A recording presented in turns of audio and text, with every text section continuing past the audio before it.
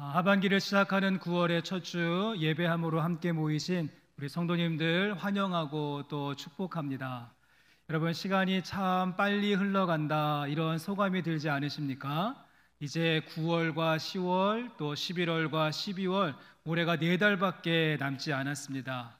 이제 무더웠던 여름을 우리가 매듭짓고 또 새롭게 하반기를 출발해야 되는, 우리에게 주어진 시간을 정성껏 살아내야 되는 그런 새로운 우리가 분기점에 서게 되었는데, 우리 함께 예배하시는 성도님들, 어떻게 하반기를 힘차게 출발하실 모든 채비가 끝나셨습니까? 네, 우리가 하반기를 출발하면서 준비할 것들 참 많이 있겠지만, 저는 무엇보다도 우선적으로 매일 성경, 하나님의 말씀을 챙기는 것을 잊지 않으셨으면 좋겠습니다.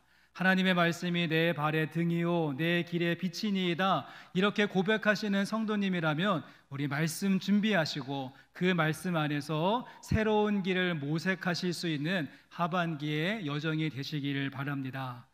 이번 9월과 10월호 매일 성경에는 이렇게 앞에 저희 교회 로고와 또 저희 교회 그림도 나와 있고, 뒷면에는 하반기 사역을 소개하는 페이지도 있으니까요, 아직 준비하지 못하신 분들은 예배 끝나시고 꼭 매일 성경 준비해 주셔서 말씀의 오솔길을 걷는 9월과 하반기의 삶이 되시기를 바랍니다. 우리 주변에 계신 분들과 함께 인사하실 때 말씀의 오솔길을 걸으십시오. 한번 같이 인사하실까요? 말씀의 오솔길을 걸으십시오. 네. 오솔길의 뜻이 숲속에 난 좁고 호젓한 길, 그런 길이 있는데, 여러분의 하반기의 여정이 말씀의 풍성한 숲을 통과하는 말씀의 오솔길이 열리는 시간이 되기를 기도하겠습니다. 법적인 용어 가운데 항소라고 하는 것이 있습니다. 항소. 보통 이 항소는 법원의 판결과 명령이 있는데 그것을 수용할 수 없을 때 다시 한번 상급법원에 다시 한번 재고해 달라고 요청하는 것을 항소라고 하죠. 아무리 공정하게 재판이 이루어졌어도 그 형을 선고받은 피고인의 입장에서는 아무래도 억울할 수 있고 또 형량이 과하다 생각될 수 있기 때문에 자신의 무죄를 입증하거나 또 감형을 목적으로 하여서 항소를 제기하는 경우가 있는데, 오늘 저희가 함께 살펴보고자 하는 이 로마서 2장의 말씀은 이러한 항소의 성격을 가지고 있는 말씀이라고 할 수 있습니다. 저희가 지난 시간에 보셨던 로마서 1장의 후반부의 말씀과 이제 오늘 보시는 로마서 2장의 말씀을 한번 여러분 연결해 보시면, 사도 바울은 지난주 말씀 1장 후반부 말씀을 통하여서 헬라 문명 아래 로마 제국에서 살아가고 있었던 이방인들의 죄악과 그들의 그 잘못된 삶을 낱낱이 이렇게 밝혀내는 그러한 말씀을 저희가 지난주에 보셨습니다.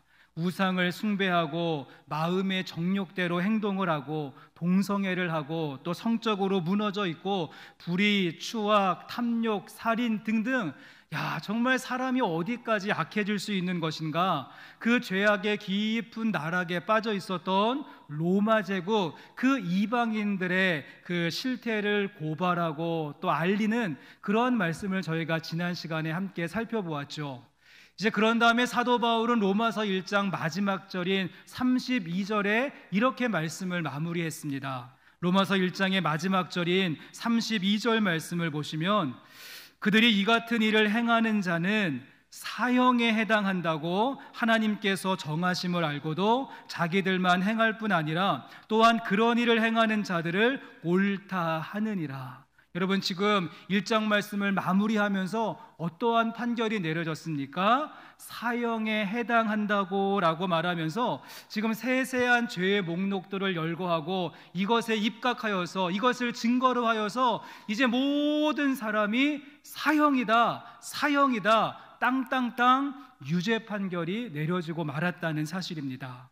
자, 그러자 이제 오늘 보시는 로마서 2장에 나오는 사람들이 여기에 대해서 반기를 들고 항소를 하는 것이죠. 우리는 그러한 판결을 인정할 수 없다는 것입니다. 하나님, 아니 내가 사형이라니요, 이건 너무 심한 것 아닙니까? 나는 인정할 수 없습니다. 그래서 항소하겠습니다. 이렇게 이의를 제기하는 사람들을 향하여서 주시는 말씀이 로마서 2장이다라고 보시면 좋습니다. 이 로마서 말씀을 연구하는 학자들은 그래서 이 로마서 2장 말씀을 받는 사람들이 유대인이었을 것이다 라고 하는 의견에 거의 동의를 합니다.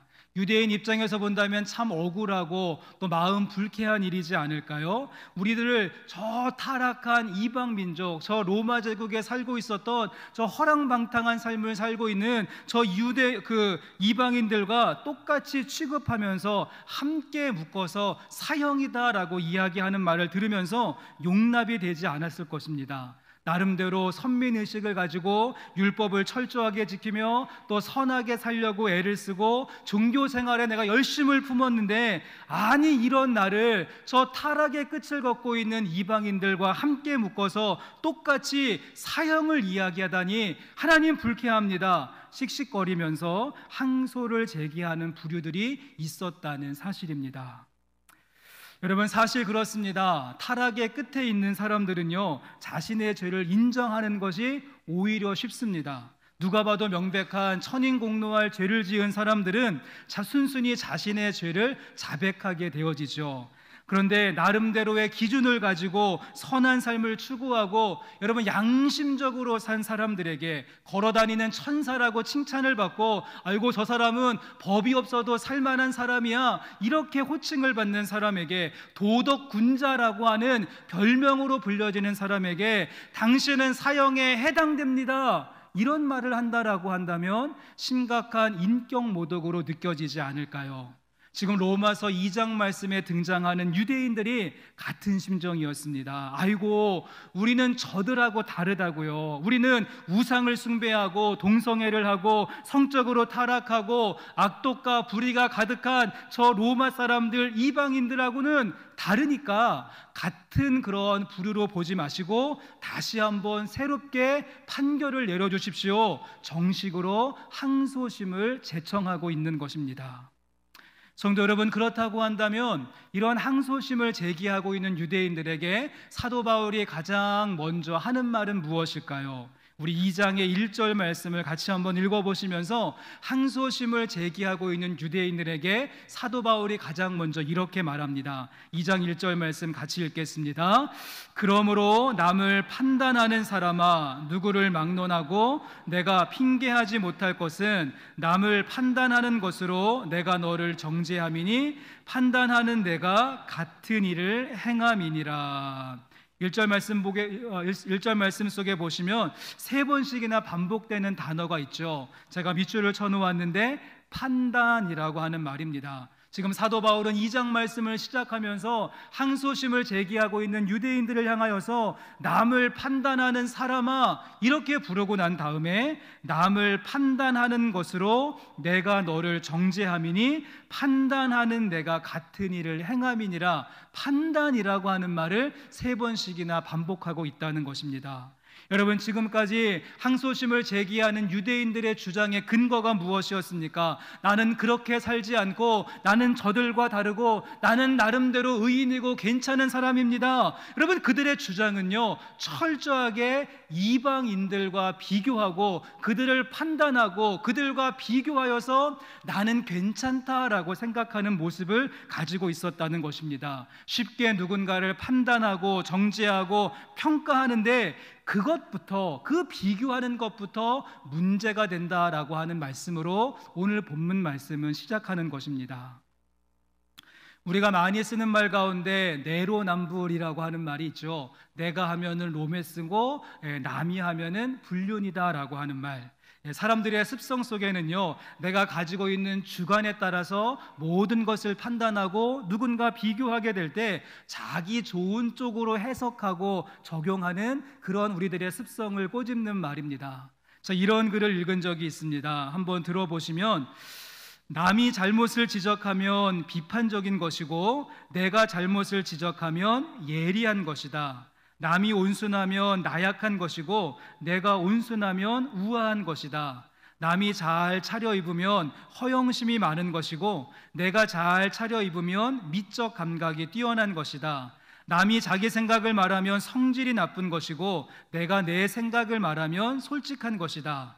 남이 큰 위험을 감수하면 무모한 것이고 내가 위험을 감수하면 용감한 것이다. 무엇을 말하는 것입니까? 사람은요, 너나 할 것 없이 자기 중심적인 선입견을 가지고 판단하고 평가하는 특징을 가지고 있다는 것입니다. 여러분, 지금까지의 역사를 보아도 그렇습니다. 교회가 저질렀던 치명적인 과오 가운데 중세 유럽에 있었던 교회들이 행하였던 마녀 사냥을 한번 생각해 보십시오. 교회가 종교 재판이라고 하는 명목을 가지고 멀쩡한 사람을 마녀로 몰아서 화형, 불에 태워 죽이는 끔찍한 일을 하던 때가 있었습니다. 자료에 보았더니 독일에서만 마녀 사냥으로 죽은 사람들이 3만 명이 넘었다라고 하죠. 잔다르크를 잘 아실 텐데요. 100년 전쟁에서 프랑스를 구한 국가적인 영웅이고 교과서에서 배웠던 그 사람 역시, 이 잔다르크 역시 마녀로 몰려서 종교 재판에서 죽임을 당하게 되었다는 사실입니다. 이렇게 불완전하고 편파적인 것이 사람의 판단이고, 여러분, 그 앞에 종교라고 하는 수식어를 붙여도 멀쩡한 사람을 마녀로 몰고 가는 것이 사람들이 가지고 있는 판단력인데, 그 알량한 잣대를 가지고 내가 누군가 쉽게 비교하고 판단하여서 다른 사람은 낙인을 찍고 나는 괜찮다라고, 나는 의인이라고, 나는 그런대로 괜찮은 사람이고 이들과 다르다라고 이야기하는 것, 그 주장 자체가 잘못된 것이고 문제가 많다라고 하는 것으로 로마서 말씀은 시작합니다. 성도 여러분, 그렇다고 한다면 이러한 논리를 가지고 항소심을 제기하고 있는 유대인들에게 오늘 본문 말씀을 보시면 사도 바울은 이렇게 비교하고 판단하는 것이 아니라 새로운 기준, 새로운 잣대를 유대인들에게 제시합니다. 여러분, 그것이 무엇인가 하면 오늘 설교의 제목인데요, 하나님의 심판이라고 하는 잣대, 하나님의 심판이라고 하는 기준을 제시하죠. 내로남불, 모든 것을 주관적으로 편파적으로 또 알량한 그러한 잣대를 가지고 자기 좋은 쪽으로 해석하고 있는 이 유대인들에게 하나님의 심판이라고 하는 새로운 기준을 제시하면서 오늘 말씀 가운데 사도 바울은 하나님의 심판에는 두 가지의 특징이 있다라고 우리에게도 알려주고 있습니다. 자, 말씀을 이어서 보시면 하나님의 심판은 어떠한 특징이 있는가 하면 우리 2절 말씀을 한번 같이 읽어보시면서 하나님의 심판에 이러한 특징이 있다는 사실을 기억했으면 좋겠습니다. 이어 2절 말씀 같이 읽겠습니다. 이런 일을 행하는 자에게 하나님의 심판이 진리대로 되는 줄 우리가 아노라. 2절 말씀에 하나님의 심판이라고 하는 사도 바울이 제시하는 새로운 잣대와 기준이 있었고요, 하나님의 심판의 특징이 무엇입니까? 하나님의 심판의 특징은요, 진리대로 이루어진다는 것입니다. 진리대로. 사람들이 행하는 판단과 비판은 기울어져 있고 편파적인 특징이 있다면, 이에 비해서 하나님이 행하시는 심판은 진리대로라고 이야기하고 있는데, 여러분이 진리대로고 하는 말 대신에 뿌리에 따라서 뿌리대로라고 하는 말로 바꾸어서 이해하셔도 괜찮습니다. 사람들이 내리는 판단은요, 눈에 보이는 현상, 어떻게 나타난 결과의 모습을 가지고 옳고 그름을 판단하지만, 하나님은요, 그 실체를 넘어서 진리대로 그 뿌리에 따라서 근본까지 체크하시는 분이 하나님의 심판의 특징이 된다는 것입니다.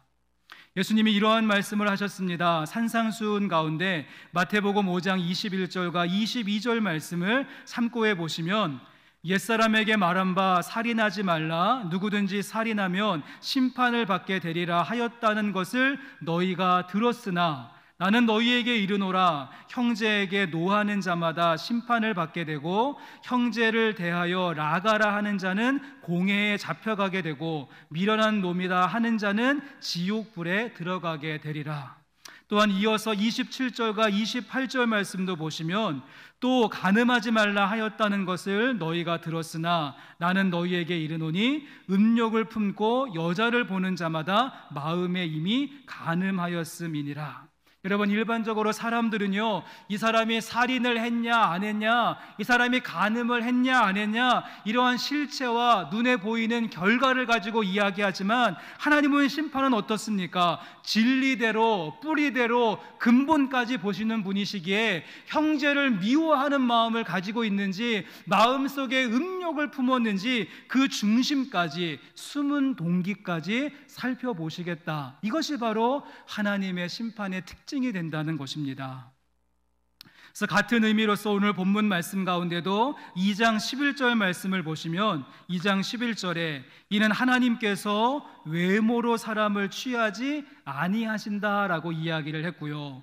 또 이어지는 2장 16절 말씀도 보시면 2장 16절에 곧 나의 복음에 이른 바와 같이 하나님이 예수 그리스도로 말미암아 사람들의 은밀한 것을 심판하시는 그날이라. 하나님께서 사람들의 은밀한 것을 심판하시는 그날이 있다. 여러분, 이 말씀 두렵고 떨리는 말씀으로 다가오지 않습니까? 누구나 이 말씀 앞에 나는 자유롭다라고 말할 수 있는 사람이 있을까요? 하나님께서 압수수색 영장을 가지고 우리들의 은밀한 부분까지 철두철미하게 다 샅샅이 다 살펴보신다라고 한다면, 모든 것을 수색하시고 포렌식 복구를 통하여서 우리들의 지금까지의 모든 생각과 나의 모든 그러한 데이터를 다 끄집어내신다라고 한다면 여러분, 어떠실 것 같습니까?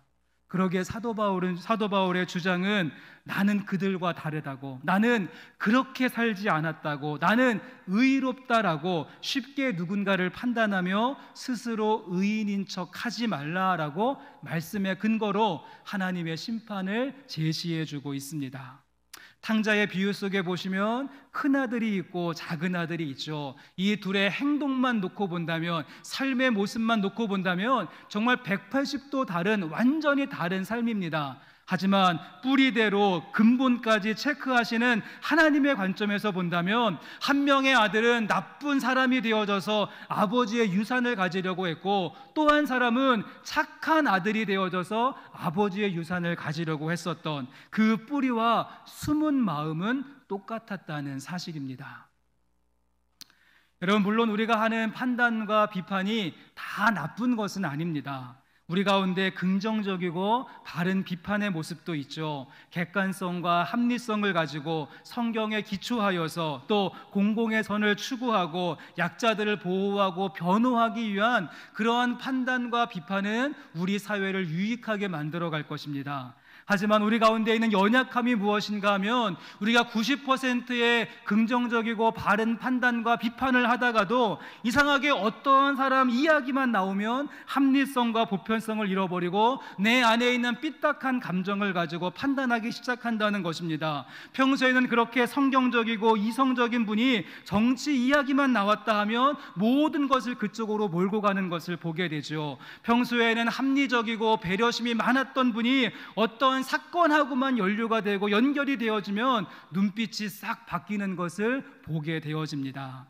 함께 로마서 말씀을 상고하고 살펴보시는 성도 여러분, 우리의 비판과 판단이 언제나 옳고 바르고 정확할 수 없다는 사실을 늘 인정하시면서 누군가를 향한 판단과 비판의 화살을 날리기 전에 여러분, 그 판단의 잣대로 나를 먼저 점검하실 수 있는 용기가 우리 가운데 있었으면 좋겠습니다. 하나님께서 진리대로 우리의 뿌리까지, 은밀한 것까지 심판하시는 그날이 이르기 전에 나의 내면과 마음을 점검하고 나 역시 똑같은 죄인임을, 나 역시 같은 삶을 살고 있음을 인정하고 고백할 수 있는 모습이 우리 가운데 있기를 주님의 이름으로 간절히 소망합니다. 자, 그런가 하면 하나님의 심판에는 또 한 가지의 특징이 있습니다. 2절 말씀에 진리대로 뿌리에 따라서 심판하시는 것이 하나님의 심판의 특징이고요. 이번엔 5절 말씀을 같이 한번 읽어보시면서 하나님의 심판에 또 어떠한 특징이 있는지 5절 말씀 같이 읽어보십니다.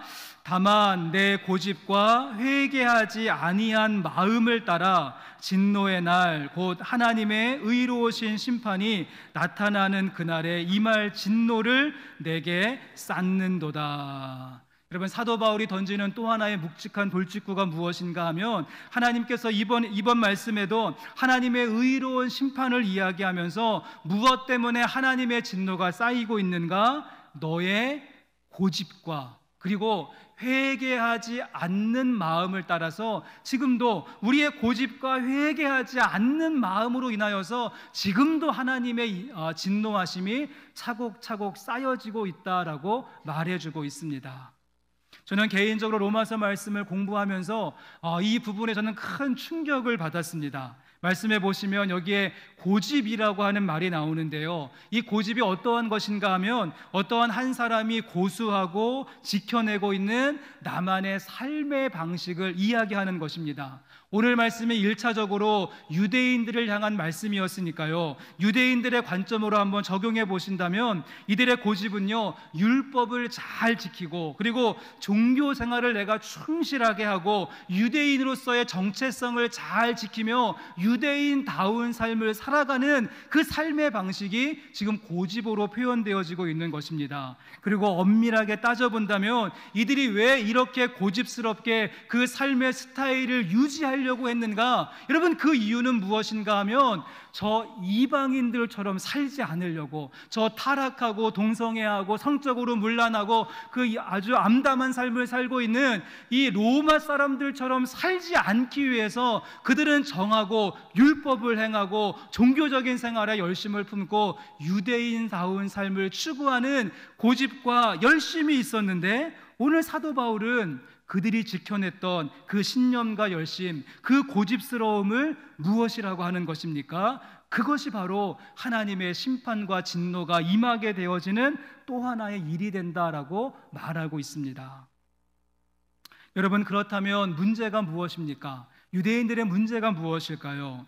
유대인들은 생각하기를, 그래, 내가 이렇게 철두철미하게 율법을 잘 지키면 이 율법을 잘 지키는 행함을 통하여서 나는 의로운 사람이 될 수 있을 것이다. 그래, 내가 완벽하게 종교 생활을 추구하고 고수하면, 금식하고 헌금하고 기도하면 이것 때문에 하나님은 나에게 복을 주실 것이다. 내가 유대인으로서의 정체성을 가지고 고집스럽게 유대인다운 삶을 추구하면 나는 저 이방인들과 구별되어지는 선민으로서의 삶을 살아갈 수 있을 것이다. 얼핏 들으면 맞는 말 같지만 여러분, 이것이 바로 우리 가운데도 있는 신앙생활의 맹점이 될 수 있다는 것입니다. 내가 지금까지 행한 행위를 자랑하고 내가 살아오면서 맺었던 선한 열매를 주장하고 내 안에 가득한 이 종교적인 신념을 외치며, 그러니까 나는 구원받기에 충분한 사람이야, 나는 의로운 사람이라고, 하나님 내가 이렇게까지 했는데 나에게 복을 주셔야 하는 것 아니겠습니까? 이렇게 말한다면 그 고집과 그 회개하지 않는 마음이 하나님의 진노를 쌓는 일이 된다는 사실을 여러분 꼭 기억하실 수 있기를 바랍니다. 그런데 문제는 여기에서 그치지 않습니다. 더 큰 문제가 있는데요, 이 고집과 그리고 이 회개하지 않는 마음이 하나님의 진노를 쌓는데 그 다음에 어떤 일이 벌어지는가 하면 8절 말씀에 보시면 한 사람의 고집으로 그치지 않는다는 것이죠. 8절 말씀에 보았더니 오직 당을 지어 진리를 따르지 아니하고 불의를 따르는 자에게는 진노와 분노로 하시리라. 이번에는 진노로 그치지 않습니다. 하나님께서 더 많이 이렇게 조금 업셋되셔가지고 진노 플러스 분노라고 말씀하시죠. 진노하고 분노가 왜 가득히 쌓이게 되어지는가? 한 사람의 고집으로 끝나는 것이 아니라 그 고집이 무엇을 만들었습니까? 같은 고집들끼리 모이는 당을 짓고 무리를 만들고 여론을 형성하고 실력 행세를 하는 그 모습이 나타나게 되었죠. 전형적인 유대인들의 모습이었고, 죄송하지만 우리 교회도 이 부분에 있어서는 자유로울 수 없다는 사실입니다. 여러분, 그렇습니다. 우리는 어떠한 문제가 생기면 화해하고 평화를 추구하고 함께 연합하는 길을 모색하기보다는 상대방을 이해하기 위해서 그 사람의 신발을 신어보고 어떠한 주장을 하는지 귀를 기울여 듣고 상대방의 컨텍스트가 무엇인지 이해하려고 하기보다는 어떻게 합니까? 내 고집에 맞장구 쳐주고 힘을 실어줄 사람들을 모으고 당을 만들고 무리를 형성하여서 누군가를 향한 비난과 그리고 정죄 경제 폭탄을 날리는 일에 우리는 너무도 많은 에너지를 소진하고 있다는 사실입니다. 그러고 보니까 오늘 말씀 가운데 내 꺾이지 않는 고집이 저 이방인들의 우상 숭배만큼 무서운 것이고, 우리의 회개하지 않는 마음이 성적인 음란만큼이나 위험한 것이며, 당을 짓고 무리를 만드는 것이 세속적인 타락만큼이나 하나님의 진노와 분노를 쌓는 이유와 원인이 된다는 사실입니다. C.S. 루이스가 쓴 스크루테이프의 편지라고 하는 책이 있습니다. 아마 읽어보신 분들이 많으실 텐데요, 이 책은 참 재미있는 구성으로 되어 있죠. 여기에 나오는 이 스크루테이프는요, 이 사탄과 악마 계열에서 잔뼈가 굵고 많은 노하우를 가지고 있는 베테랑 악마의 이름이 스크루테이프입니다.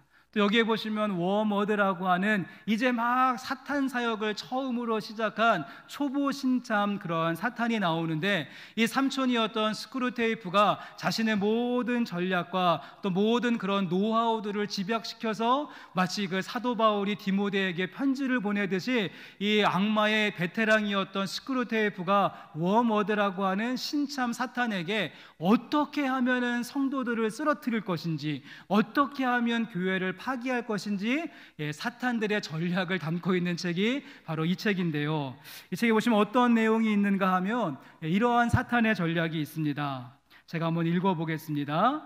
제일 좋은 방법은 매일 만나는 이웃들에게는 악의를 품게 하면서 멀리 떨어져 있는 미지의 사람들에게는 선의를 갖게 하는 것이지, 그러면 악의는 완전히 실제적인 것이 되고 선의는 주로 상상의 차원에 머물게 되거든 이라고 말합니다. 무슨 말인가 하면 저 멀리 있는 선교지에 있는 사람들을 향하여서는 늘 선한 마음과 귀한 마음을 갖게 하고, 매일매일 마주하는 암흑의 성도에게는 미워하는 마음을 갖게 하라는 것입니다. 그러면은 매일매일 만나는 사람은 실제이기 때문에 그 악의는 우리들의 삶 속에 실제가 되어지고, 저 멀리 있는 그 선교지에 있는 사람들을 향한 선의의 마음은 늘 상상 속에 머물게 된다라고 하는 그런 의미가 되는 것이죠. 그래서 많은 그리스도인들이 기도할 때는 착한데 대화할 때는 악하다라고 하는 말이 만들어진 것 같습니다.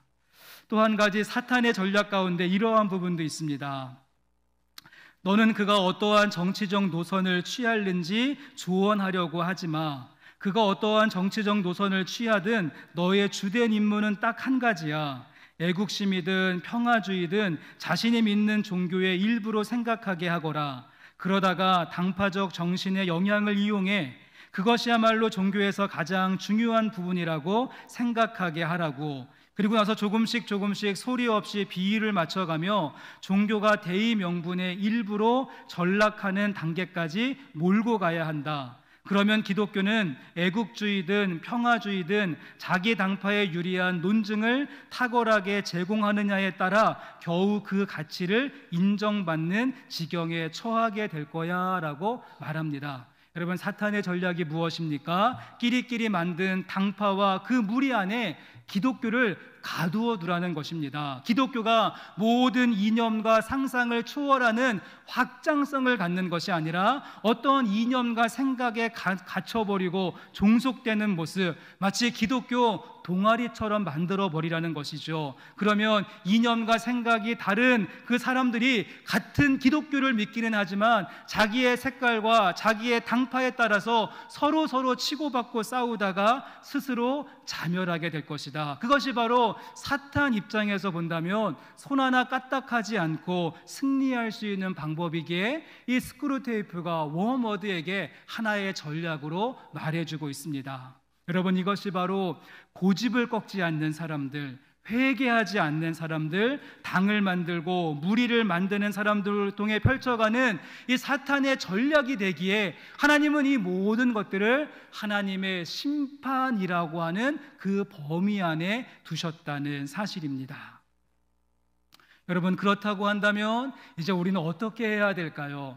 죄송하지만 지난주 말씀도 참 무겁고 이번 주 말씀도 어려울 뿐만 아니라 무겁습니다. 지난주에는 하나님의 진노, 그럼에도 불구하고, 이번 주 말씀은 하나님의 심판, 그럼에도 불구하고, 참 이 하나님의 심판과 진노가 가득한 이 로마서 1장과 2장 말씀 속에서 우리가 생각해야 되고 우리가 붙잡아야 하는 말씀은 무엇일까요? 차라리 지난주 말씀은 좀 거리감이 있었습니다. 이방인들, 로마 사람들, 그 헬라 문화에 살고 있었던 사람들의 그 타락한 모습을 볼 때는 우리가 좀 거리감이 느껴졌는데, 아니 오늘 항소심을 제기하면서 오늘 말씀을 보았더니 너무도 이 말씀 속에서 우리의 모습을 발견하게 된다는 것이죠. 쉽게 판단하고 누군가를 쉽게 정죄하고 비교하기를 좋아하고 내 고집과 회개하지 않는 마음으로 똘똘 뭉쳐있는 그러한 모습, 지난주에 보았던 탕자 둘째 아들의 모습을 볼 때는 그래 그러면 안 돼라고 이야기했는데, 오늘 말씀 속에 나오는 유대인들로 대표되어지는 첫째 아들, 끝까지 자신의 그 집안에 있기는 하지만 자신의 뜻을 돌이키지 않는 첫째 아들의 모습이 우리들의 모습이 아닌가 생각이 되어집니다. 나의 의로움을 주장하기 위해서 쉽게 누군가를 판단하고 정죄하는 나의 모습이, 형식적인 종교생활과 고집을 꺾지 못한 채 당을 짓고 무리를 만드는 이 목이 뻣뻣한 나의 모습을 오늘 본문 말씀 속에서 마주치게 되는 것이죠. 성도 여러분, 그렇다면 이제 우리가 해야 될 것은 무엇일까요? 하나님의 진노, 하나님의 심판이 가득한 말씀 가운데 전 이제 마지막으로 오늘 본문의 4절 말씀을 함께 읽으면서 이 4절 말씀에 우리의 모든 것을 걸 수 있었으면 좋겠습니다. 우리 마지막으로 4절 말씀 같이 읽겠습니다. 혹 내가 하나님의 인자하심이 너를 인도하여 회개하심을 알지 못하여 그의 인자하심과 용납하심과 길이 참으심이 풍성함을 멸시하느냐. 하나님의 진노와 심판이 가득한 말씀 가운데 우리가 마지막으로 붙들 수 있는 말씀이 있다라고 한다면, 여러분, 하나님의 인자하심, 하나님의 용납하심, 하나님의 길이 참으심에 있는 것이 아닐까요? 하나님께서 계속해서 하나님의 심판을 말씀하시고 하나님의 진노를 말씀하시는 이유가 무엇이라고 생각을 하십니까? 너희들 이제 다 죽었다, 내가 다 쓸어버릴 것이다, 한 명도 살아남지 못할 것이다, 우리를 공포에 떨기 위한 말씀으로 주시는 말씀이 아니라는 사실입니다. 그럴 것이었으면 이렇게 설명하실 필요도 없이 그냥 지인작에 다 끝내시고 다 마무리 지셨으면 됐습니다. 그럼에도 불구하고 계속해서 말씀을 통하여서 하나님의 심판의 기준이 무엇인지, 하나님의 진노의 이유가 무엇인지 우리에게 말씀하시는 이유는 무엇인가 하면, 이 말씀을 듣고 깨닫고 돌아오기를 원하시는 하나님 아버지의 마음이 녹아 있습니다. 집 나간 둘째 아들이 돌아오기를 하염없이 기다렸던 아버지의 마음이, 또 자신의 의를 주장하며 잔치상을 거부하고 있었던 그 첫째 아들을 기다리고 또 기다렸던 아버지의 심정이 오늘 말씀 가운데 녹아있죠. 그 하나님의 인자하심과 그 하나님의 용납하심과 그 하나님의 길이 참으심을 볼 수 있는 저와 여러분이 되었으면 좋겠습니다. 성도 여러분, 이제는 우리가 돌아설 차례가 되었습니다. 우리가 돌아설 차례가 되었죠.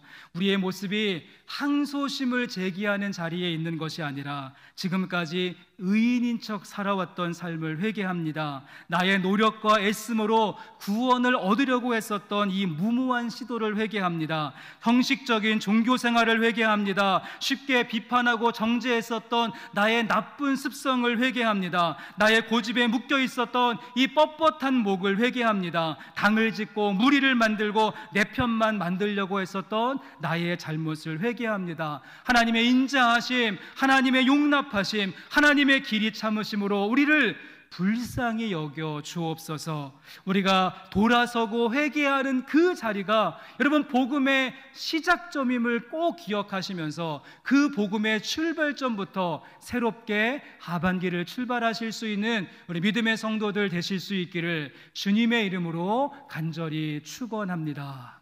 우리 같이 찬송 드리시고 또 함께 기도하는 시간 갖기를 원합니다. 우리 하나님의 인자하심, 하나님의 오래 참으심, 하나님의 그 용납하심을 바라보며 보혈을 지나 하나님 품으로, 보혈을 지나 아버지 품으로 나아갑니다. 우리 함께 찬송 드리시고 오늘 말씀 기억하시면서 함께 기도하겠습니다.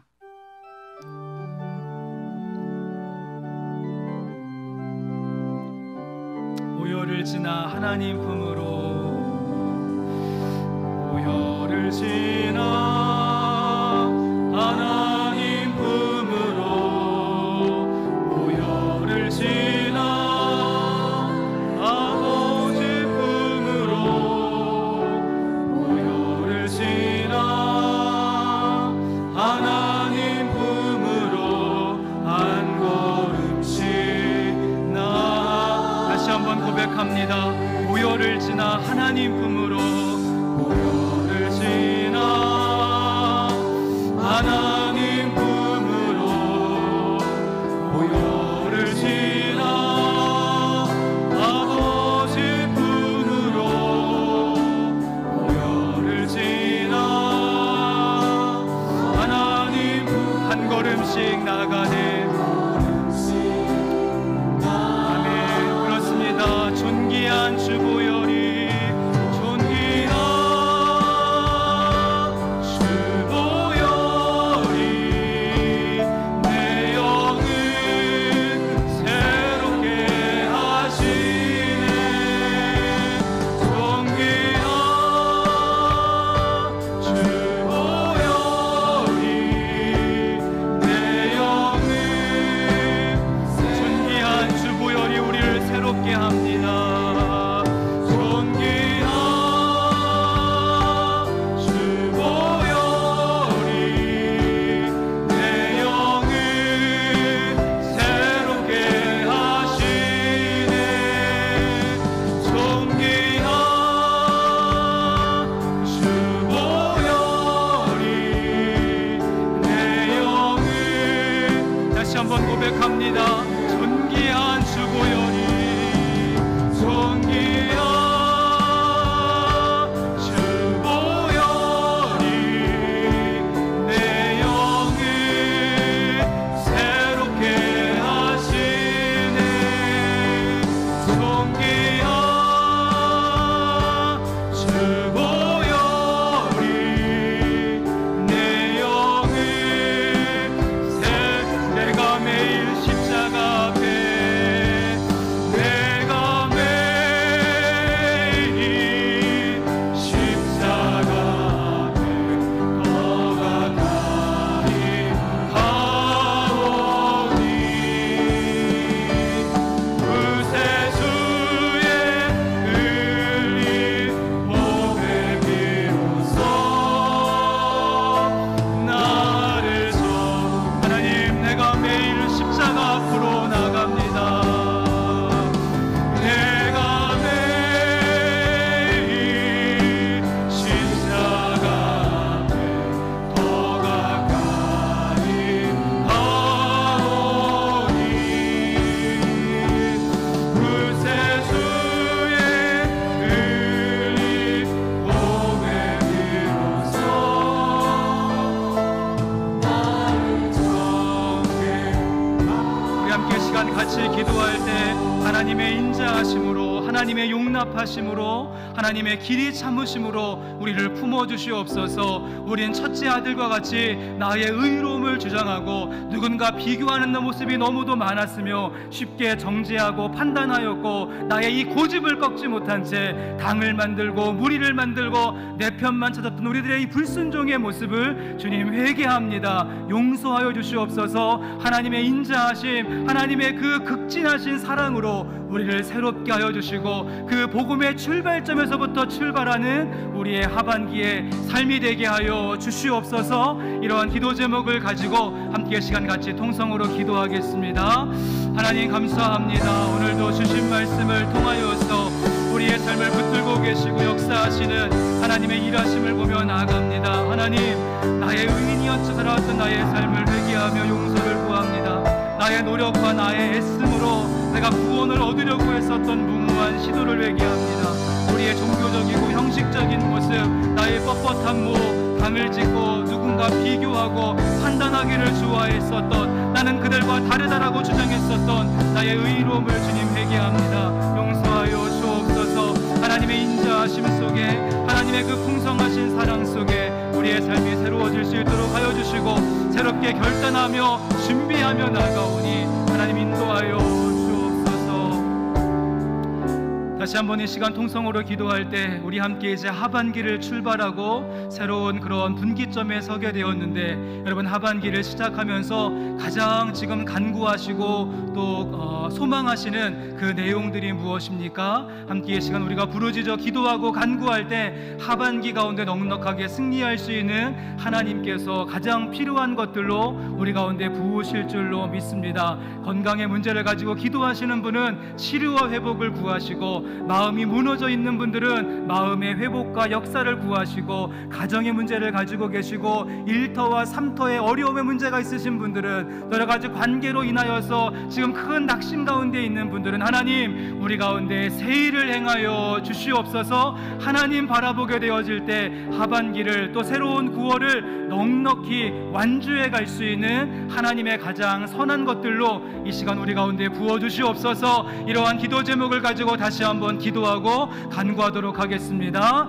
하나님 감사합니다. 오늘 주신 말씀 붙들고 우리가 새로운 하반기의 삶을 출발하며 우리에게 필요한 것들 구하며 나갑니다. 우리 믿음의 성도들, 하반기의 삶의 형편과 처지는 다 다르지만 일하시는 분은 한 분이신 줄로 믿습니다.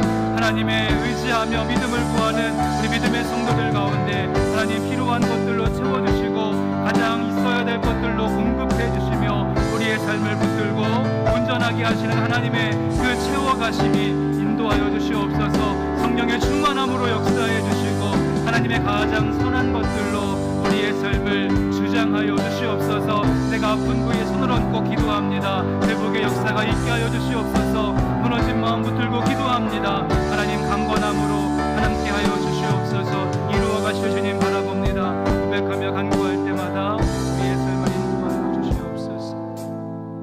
하나님 아버지, 우리가 첫째 아들이었음을 고백합니다. 늘 둘째 아들의 음탄하고 그 허랑방탕한 삶을 비교하며 나는 그렇게 살지 않는다라고 이야기했지만 여전히 우리 안에 꺾이지 않는 고집이 있었고 누구와 쉽게 비판하고 판단하는 그런 정죄의 모습이 우리 가운데 있었음을 고백합니다. 하나님께서 근본까지 뿌리까지 진리대로 보신다라고 한다면 하나님, 우리 역시도 가장 악한 죄인임을 고백할 수밖에 없습니다. 우리의 모든 것들을 꺾고 다시 한번 하나님의 은혜 앞에 나갑니다. 하나님의 인자하심으로, 하나님의 용납하심으로, 하나님의 길이 참으심으로 우리의 용서하는 마음을 받아 주옵소서. 복음의 시작은 회개부터임을 다시 한번 기억하며 우리의 삶을 돌이키고 바꾸겠사오니 이 회개의 복음에서부터 우리의 하반기의 삶이 새로워지게 하여 주옵소서. 모든 것 주님께 맡기고 의탁하오며 거룩하신 예수님의 이름으로 기도합니다. 아멘.